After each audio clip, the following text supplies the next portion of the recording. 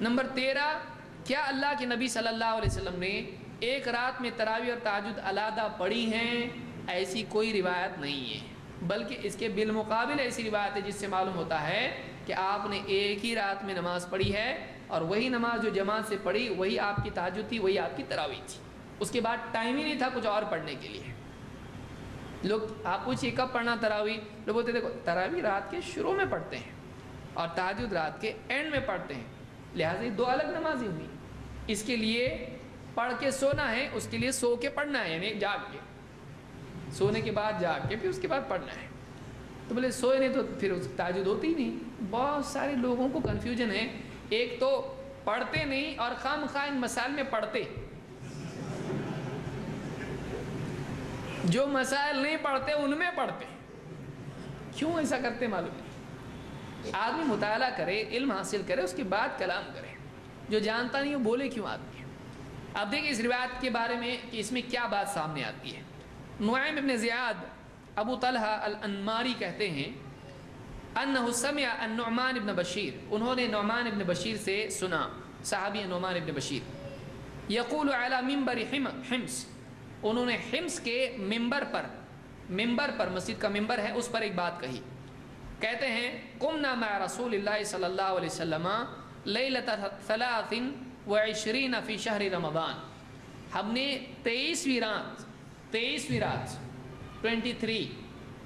رات میں رمضان کے مہینے میں اللہ کے نبی صلی اللہ علیہ وسلم کے ساتھ قیام کیا، الی ثلث اللیل الاول، رات کے پہلے تہائی حصے میں۔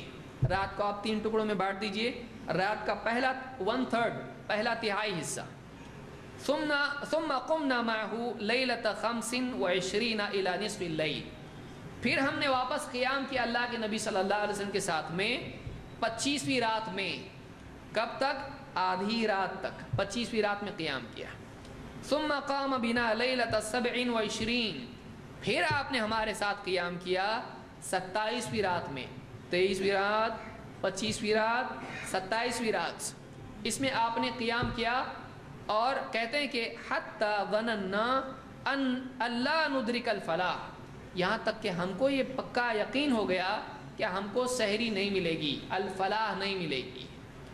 قال وَكُنَّا نَدْعُ السُّحُورَ الفلاح، کہتے کہ ہم سحور کو یعنی ہم سحری کو کیا بولتے تھے؟